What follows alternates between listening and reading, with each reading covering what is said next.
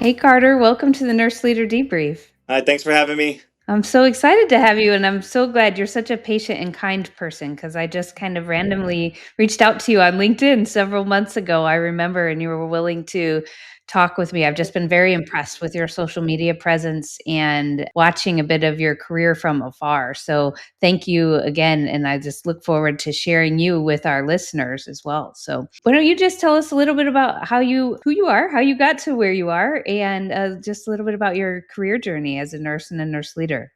Sure. Well, thank you for the invitation, Amy, and staying diligent with getting a hold of me. I know sometimes that can be slippery, but I do appreciate being here. So, for anyone watching, my name is Carter Todd. I'm a nurse manager currently, born and raised here in California, originally from Central California, Central Valley specifically. So, for those folks outside of California, that's kind of the country part where there's the agriculture and just a lot less people. So, I'm a twin, and my twin does not like healthcare at all. My parents never went to college, so first generation college student. I was an athlete by trade. I did all the ball sports, played a little ball in college, but always knew I wanted to be a registered nurse. I was very fortunate that I had a couple of women in my life, a couple aunties who were nurses, and they kind of seen it in me before I seen it in myself, probably because I didn't know any men who were nurses, but said, you'd be perfect for this. And I remember sitting up with my aunt one night.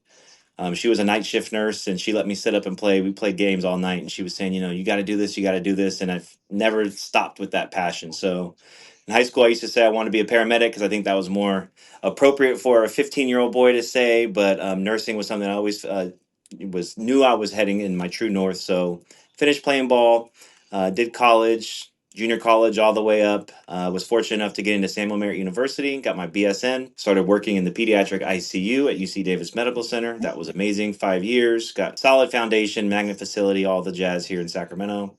And then when COVID happened, I think the calling to leadership happened. And you know yourself, Amy, leadership is one of those things like people keep telling you should do it.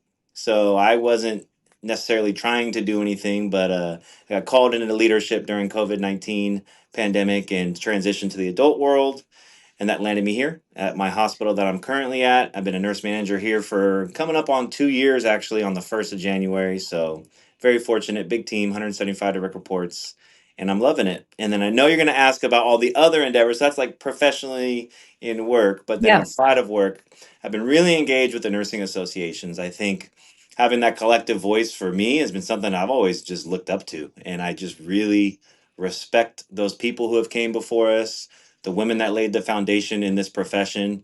And whenever I go to conferences or interact with them, I still feel like I'm like, they're superstars. And I've always had that feeling, and I still do. So I was very early on. So I was a nurse for maybe a year and a half, started my master's degree at Betty Irene Moore School of Nursing, and frustrated with how I was moving through the profession, both personally and just what I was seeing in the care. And I said, hey, why don't I start my own chapter of National Black Nurse Association here in Sacramento, which is the Capital City Black Nurses Oh, Association. And that actually happened, whenever you're in the flow state, they say things fall and happen the way they're supposed to. And actually, the president at the time, Dr. Eric J. Williams, called me out of the blue and knew I was just a direct member of the NBNA. And he said, you should start a chapter in Sacramento. So, I was a nurse for a grand total of a year and a half. And I just reached out to the other Black nurses who I knew and said, hey, let's do this. This is the mission. This is the vision. And let's try to make our community healthier and safer and lift up this profession for us. So, very fortunate that early on I got linked up with some great mentors, Dr. Eric J. Williams, Cherie Kreiner, who's our current president. She's mhm. always been there since the beginning. I mean, she was the first person that taught me what a SMART goal was, right? And I learned all that through the nursing association. So when I got prepared, got the degrees, got the education, I was kind of already primed to jump into leadership roles. And it's been very rewarding. Obviously, we'll talk more about Capital City, but I'll stop for there and then I'll let you kind of see where we're going to go. That's just That's just amazing, and I think it's fun how you just say it kind of casually, like, n most people don't do that, and so you should be very proud of. I mean, I wish we had more of it, and I think our listeners could really learn from you in that as well. Like, we talk about what is a nurse leader, right? And every Mm. nurse has leadership competencies that they're required to do in their clinical leadership and everything else, but then there's this other level of just natural born leaders that I'm certain Mm. that, uh, your colleagues and your mentors have seen some of that in you, but can you describe what is it in you that that really provides you that motivation to start a chapter of a nursing association, for Yeah. example? Yeah, I think I don't want to get too deep, but and honestly, I think having regret early on in life really helped me to not want to have that feeling again. I think as nurses, Okay. we see what that looks like with people at the end of their life. But for me, just the way that my sports journey ended up, I had a lot of privilege with leadership roles in high school, like being the team captain and getting picked for things. And I just, I was a 19-year-old boy. I just wasn't optimizing those. And then I had friends pass away or veer off the Mm. path, and I've always just felt kind of regretful. I said, well, I could have done more in that situation and had a better outcome. So when I got into nursing, I kind of think I've that's what's been fueling me. I Not that I'm intentional with like writing it down like Bart Simpson on right, like don't let this happen again, but I do think that sense of not wanting to let the opportunity pass me by again, it gets me up at 4:30, 5 o'clock every morning. It keeps me really motivated to stay on top of things and then to keep growing and having that growth mindset, because at one point I thought I was the man and my ego was bigger than the room. And I think having the opportunity of getting kicked in the stomach early on, young in my career, really helped. And then I think having a sports background actually is really beneficial. So whenever I do the Myers-Briggs or any of my personality tests, competitiveness always rises to the top. And my team has to remind me sometime we're not all competitive like you, Carter. And I think I have a healthy competition, just having a twin brother, right? I got to run a little Right. faster. I got to make sure I don't drop the ball like less than he does. So, in as a professional and as a leader, that helps me build teams and lead my teams to have good outcomes and to perform well. So when it comes to nursing and leadership, it's endless. We can take this all the way to the top if we want to. So I think the competitiveness and not wanting to let the opportunity pass by again is really what helps me out. Awesome. Well, I have a little bit of a sports background too. Things were a little bit different when I was in high school, but I had the opportunity to play sports for most of my life, mostly softball, and Nice. I played some basketball and volleyball, but primarily softball was the one I really loved and wanted to be really good at. I wasn't, but I wanted to be. However, I was always told during those journeys, I had some great mentors and coaches, and I think sometimes, at least it seems to me, serving as a coach to our team members from our seat as nurse leaders, serving as a coach sometimes gets confusing to people around what does that really mean? You're going to coach somebody, it starts to take a little bit of a negative connotation, Mm, and I think those that have some level of experience with sports or arts, music, or something where there is a leader mentor for you during that time and a coach in the sporting world. How do you translate that? Like, what yeah. did you learn from your coaches during your athletic career, and how does that translate into your role as a nurse manager? Yeah, you're right. I think you're 100% correct that coaching kind of gets a negative connotation at times because it can be correlated with discipline in the work world. But I think for me, coaching, it's a sense of vulnerability. And like you said, whether it's music or sports or whatever you have a coach in, vulnerability to make an error and still be supported in that. I think it's really important. And as coaching our teams, yes, we're here to pat people on the back, but it's that constructive feedback, that ongoing feedback in the moment, to be there for them and keep, those micro touches throughout the day to keep people growing and expanding. I think that's what coaching is. And I go back to football, right? You have a practice and rarely is someone telling you you're doing a great job, right? You catch the ball, that's what you're supposed to do. And when a coach intervenes, it's when I think, and football is a little bit more tough when it comes to coaching styles, but they're going to get on you and they're going to remind you that you need to try harder and that other people are working hard. And I think for me as a nurse leader, I try to inspire my team with that sense. There's this bigger collective purpose that we're all working for, whether it be our unit, our facility, our profession, and that we are all headed in that direction and we need to perform to win. And this is what that performance should look like. Let me help you get there. Mhm. Yeah, absolutely. That's the part that I think we can learn a lot from as we study coaches, I guess. And there's Yeah. to think about how do you inspire and where do you draw that line? Like I remember if you're not performing to a level that's going to accomplish a win in this case, like as we're talking about sports, people get pulled from the games. You think Yeah. about the World Series just ended And, you have to, a pitcher comes in and doesn't do what they're supposed to do at the time or is having an off night. It's okay. We go, we get them, pat them on the fanny Sure. and they head to the, and you bring in Yeah. the next person. It's not personal. It's not like, hey, I don't like you. It is, hey, our mission here right now is XYZ, and you've fallen outside of that, our expectation for right now, or it's a bad night. You need to get out of here. And it's no big deal. You'll be back tomorrow night if we get another game. Those types of things that I think those are skill sets that I think our nursing leaders really could have some help in developing, because I think we seem to take it personally, or we want people to like us. And I think most coaches want people to like them too. There's Yeah. just something that seems more palatable about it on a football field or on a on a baseball diamond or something. And I don't know what that is, how we ever integrate it fully into our role as leaders. Mm. Yeah, and like you're saying, it's not personal. And I still love you after this. I still want you a part of the team. I literally just got done with the coaching conversation with one of my assistant managers, and it was the exact conversation. Hey, you weren't performing. It's been 5 months. We're going to give this project to somebody else. You can help them. And then that was the conversation, right? Is how does that make me feel? Well, again, we are in nursing leadership. We are running businesses, right? We're the little CEOs, whether of our unit or hospital Mm. of our organization. So it's tough because as nurses, we are the art and the art of nursing, compassion and caring. So how do we marry the two together? It's something that I'm trying to learn and I'm hoping that I'm doing right. And there's misses at times very frequently. And I think it just takes a lot of patience too. Patience in the process. We can't just yank someone out of the game and put someone else in all the time.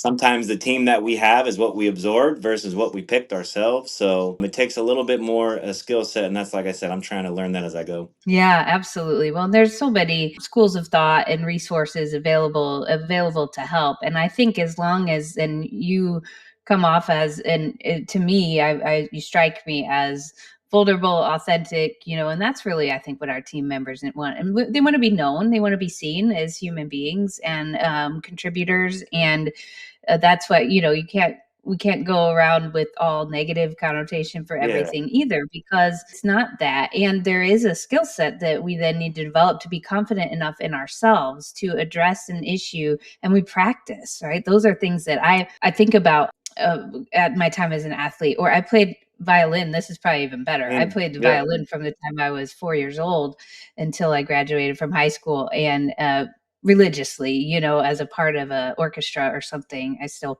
Wow. play from time to time. It's not that good, but but that involved playing the violin, listening to music every night, listening to myself perform, watching, am I holding things right, and think about watching film after a football game in preparation, or for a new game, or for your to learn from what you did in the prior game. And I don't think we do enough of that in nursing leadership either. Like, let's take a real look at ourselves and see how is it that we're Yeah. doing. And somebody needs to help us with a mirror, or, put up a mirror, or really just delve into it. Looks different. We're not going to walk around videotaping everybody, and we don't even videotape anymore. This is how old I am, Carter.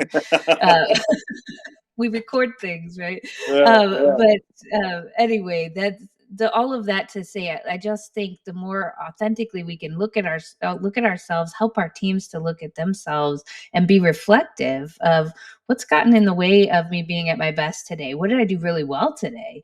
And how do we continue to look at our performance so that we know, okay, tomorrow, new day, new opportunity, in an environment where it's safe to do that. And that's what it seems to me that you're creating, is a healthy work environment where those conversations, as uncomfortable as they may be for some, are able to be had. Yep. Yeah, you got to lean into the tough conversations. Definitely. Yeah. And as a leader, you have to model that and how to do it with compassion, kindness. But still, for me, it's still providing, well, this is what a stern conversation should look like, too, because I think, especially frontline new leaders, even myself, it's tough. It's not, you're not used to doing that.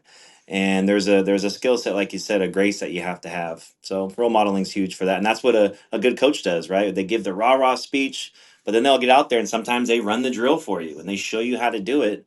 And they got to be the expert in some capacity to be able to lead the way. Yeah. That's interesting. I was going to ask you about this as you were sharing your journey as well. Oftentimes, people in the manager roles or even supervisor roles preparing to be a manager, or manager preparing to be a director, are nervous to switch specialty areas for their first Mm. formal role in leadership. Talk to me about that. So, as you mentioned, you went from the pediatric world into the adult world during the time of COVID. But Yes. what are your thoughts on that? And for our listeners that may have some opportunities come up that are nervous to make that change. Yeah. I think it's a huge opportunity that we have as nurses in a profession that when we get our NCLEX, we are generalists and we can still move and shake. My wife's a physician and she is this type of physician until the cows come home. So she can't switch unless she has to go back and start over and reboard. So I think there's value in that. I think my crash course during COVID, in hindsight, right, it was kind of scary because I was not the professional responding to my first adult code and then looking, oh, you have PICU background, help us. And I said, yes, I do. And this is different. And I remember working through a clinical case, rapid response, and I show up as the assistant nurse manager, and they're looking for me to know the answer. And I was working through the pathway completely wrong. And they kind of were snickering, like, he doesn't know what he's talking about. And it took humility because you're right, I don't know, but let's learn. I'm a leader and I can get us the resources. I can set the stage of calmness and communication to help the care go forward, but I you're right, I don't know the answer to this clinical question, and that's hard. That's hard to do, switching specialties, especially when you like 5 years, right? And Brenner's rule, I was technically an expert. I was by no means the highest performing nurse in the PICU, but I knew my way around, right?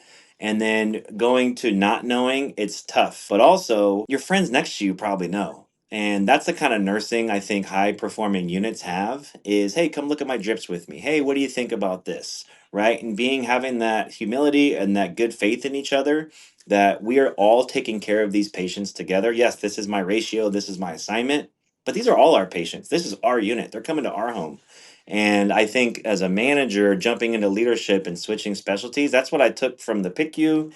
I brought it to my unit here. And I try to remind my team now when we're working on the floor, it's not us and them, it's all of us. And if someone asks a question, I love it. I love learning. We should get pulled into rooms to look through things and review the policies together and double check things because at the end of the day, that's how our patients get better care. And that's what really matters. Yeah, absolutely. The leadership competencies translate. Hmm. And I think one of the things that is fearful sometimes, it's one of the beauties of what I love about the nurse manager role. It's a role that I would go back to Oh, if I ever felt drawn that way because I love it because it's situated perfectly with still like visible, tangible impact on patients and staff that you can just see every day. You're having a bad day, you can go, I guess anybody can do this, but you can go around on your patients, yep. and just sit down and talk to patients. You can go sit with staff for a while. I think the further that in positions of leadership, the more you get pulled away from that so much, and you have to try to look at different layers to understand Mm, your real impact, at least on a daily basis. That's been my experience anyway. And so I think though that what I did was special, just chose to specialize in leadership. All my advanced degrees are in leadership with the yeah. leadership focus, and I did choose to stay in the nursing leadership realm as well, always with this passion to say, listen, I can go and get an MBA and they're great and that's awesome, and I can also be an operational expert with a degree in nursing leadership because I'm going to do, as you mentioned, surround myself with people who can help support me there. I'm going to be involved in associations and I'm going to do certifications and classes and that type of thing. But I think a lot of people are nervous to get to this point of saying, hey, I am now a leader. That is my specialty. My specialty in nursing is leadership. And so my clinical skills are going to have to go at some point if that's where my mind Yeah. is leading. And it was always hard for me many years ago to try to share that with my team, although I found it helpful to say, listen, we all have a role here. I can speak enough about it, but I have you to be the clinical experts. Hmm. I'm going to try to be the best darn leader that I can be. To your point, get you the resources, make sure we have equipment that's working, make sure that you guys are fulfilled in your career. We have a healthy work environment, good relationships with everybody else that is working with us to care for the patients. Yeah. It's not always so well received, but I think that some people just have a level of nervousness about saying, "Hey, that's what's going to be it." And so we try so hard. I'm going to go work a shift. That's really important too. I'm not dismissing that the ability and the need in the manager role to be able to step in Sure. if needed is one of those things that's there too. But So, anyway, thank you for sharing because I think Of that's course. something a lot of people don't have a lot of experience with because we tend to say you're a PICU nurse, you're a PICU nurse forever, and you could never manage a GI lab, for example, because you don't, it's things that we need to be talking about and helping people that want to go into leadership understand those Uh-huh. skills transcend specific clinical area. Yeah, I think we do it to ourselves. Just I shadowed a the CEO of a large hospital for a day, and he said that specifically. He said, I think he was an anesthesiologist by trade. He's like, but I can now run any company that I want because I'm the CEO of this health system, right? And that skill set translates. And I was fortunate early on in my career and it just stuck with me. He's like, he's right. He's a doctor, but he's a CEO, and a CEO can lead any industry, any companies. And Yeah. we need to be better and more intentional in doing that as leaders, and even in the nurse manager role, like you're saying. Yeah, nurse managers as well, right? You're starting to see so many, at least I'm being exposed to more innovators, entrepreneurs, that are staff level, that are managers that are ready to get out and continue the moving and the shaking outside of maybe the traditional acute care settings, and I think it's wonderful. And that's you are all the generation that will do it, and that will help to bring that and say, listen, I'm a nurse and I'm a leader. That opens so many doors for you. It doesn't need to be a traditional path, and I think the more we can own that, the more we'll start to see people really taking some chances and risk taking outside of that area. Well, unfortunately, I know we only have a couple of minutes left. Let me just open this up for you. Anything specific that you would like to leave our leaders with, or words of wisdom, or listeners, not our leaders, sorry. Yeah, no problem. For the listeners, I would say build your community. I think with social media now, we do a better job of that because we are more connected, but it has to be a tangible community that truly understands where you're at now and then where you're trying to go. That's been my key to success is the folks around me have made me so much better. And then I've been able to pour into them. And then that's been really fulfilling for me too. Work is hard, work is a grind. That's why it's called work, not fun. So we have to build communities inside and outside of work that keep us growing and heading in a direction. So that's what I would say to any of the listener. Any new leader specifically, your community should be somebody that you're aspiring to. And then for seasoned leaders, who are you pouring into to learn something new, to teach you a new LinkedIn trick or a new, AI product to use. So it goes both ways. That's why I'm glad we're connected, because you can help keep me you can teach me about AI and things, and Yeah. some of that happens so passively to some degree because, like, I'm always looking at what you're posting, and I'm learning that way, even if we don't interact directly. But I Yeah. agree with you that we should always have somebody that we're seeking wisdom from, and always somebody that we're sharing wisdom with is one of the ways that I like to think about that as well. And I hope to have you on again at some point and keep up with you and your amazing career journey. And I'm just so glad we're connected and so grateful that you took the time to be on the Nurse Leader Debrief today. Yeah, thank you for the opportunity, Amy, and I hope we talk soon again. All right. Thanks, Carter.